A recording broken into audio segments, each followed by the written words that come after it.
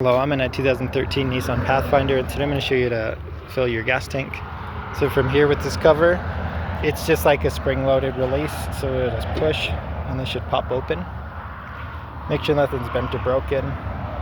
This is where that spring-loaded was. But from here, just unscrew this cap. Make sure you're using the proper type of fuel as well. So if you're at the gas pump or the gas can, just fill as needed. And then screw this back on nice and tight. Double check you got using the right gas for your make and model. For this particular one, I would probably use like a regular unleaded, like 87 grade, something like that.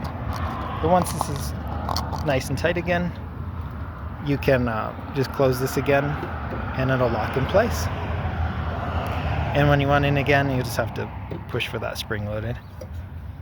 But I hope this is helpful. Hope you have a wonderful rest of your day.